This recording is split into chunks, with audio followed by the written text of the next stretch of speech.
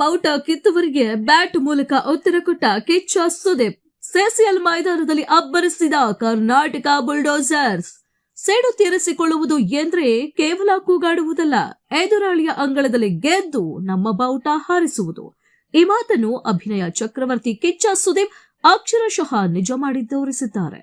ತಮಿಳುನಾಡಿನ ಈ ರೋಡ್ನಲ್ಲಿ ಕನ್ನಡದ ಬಾವುಟಕ್ಕೆ ನಡೆದಿದ್ದ ಅವಮಾನಕ್ಕೆ ಸುದೀಪ್ ಅದೇ ತಮಿಳುನಾಡಿನ ಮಣ್ಣಿನಲ್ಲಿ ಕನ್ನಡದ ಪತಾಕೆ ಹಾರಿಸುವ ಮೂಲಕ ಸೈಲೆಂಟ್ ಆಗಿಯೇ ಖಡಕ್ ನೀಡಿದ್ದಾರೆ.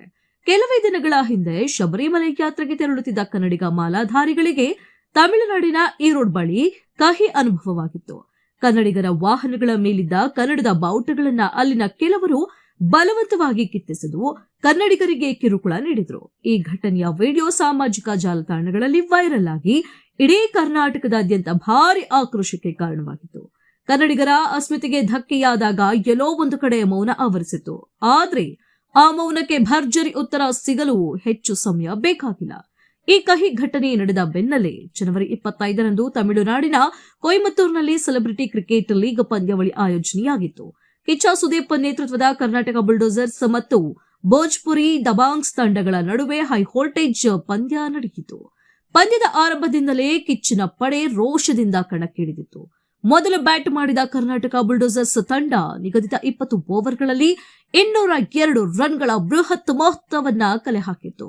ಭೋಜ್ಪುರಿ ತಂಡ 184 ರನ್ಗಳಿಗೆ ಆಲ್ ಔಟ್ ಆಗುವ ಮೂಲಕ ಕರ್ನಾಟಕ ತಂಡ ಭರ್ಜರಿ ಗೆಲುವು ಸಾಧಿಸಿತು. ಈ ಜಯದೊಂದಿಗೆ ಸುದೀಪ್ ತಂಡ ಸತತ 3ನೇ ಜಯ ದಾಖಲಿಸಿ ಅಂಕಪಟ್ಟಿಯಲ್ಲಿ ಅಗ್ರಸ್ಥಾನಕ್ಕೇರಿದೆ. ಪಂದ್ಯ ಗೆಲ್ಲುತ್ತಿದ್ದಂತೆ ಕಿಚ್ಚ ಸುದೀಪ್ ಮೈದಾನದ ಮಧ್ಯಕ್ಕೆ ಬಂದು ಕನ್ನಡದ ಬಾವುಟವನ್ನ ಹೆಮ್ಮೆಯಿಂದ ಎತ್ತಿ ಹಿಡಿದು ಬೀಸಿದ್ರು.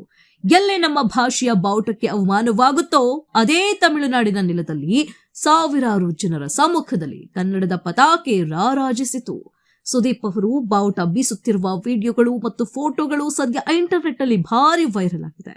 ಈ ಹಿಂದೆ ಹಿಂದಿ ರಾಷ್ಟ್ರ ಭಾಷೆ ವಿವಾದದ ಸಮಯದಲ್ಲೂ ಅಜಯ್ ದೇವಗನ್ ಅವರಿಗೆ ತಿರುಗೇಟು ನೀಡಿದ ಸುದೀಪ್ ಈಗ ಮತ್ತೊಮ್ಮೆ ತನ್ನ ಭಾಷಾಭಿಮಾನವನ್ನ ಮೆರೆದಿದ್ದಾರೆ. ನೆಟ್ಟಿಗರು ಇದು ನಮ್ಮ ಕಿಚ್ಚ ಬಾಸ್ ಅಂದ್ರೆ ಅಪಮಾನವಾದಾಗ ಜಾಗದಲ್ಲೇ ಅಸ್ಮಿತೆ ಪ್ರದರ್ಶಿಸಿದ ಅಪ್ಪಟ ಕನ್ನಡಿಗ ಎಂದು ಕಾಮೆಂಟ್ ಮಾಡಿದ್ದಾರೆ.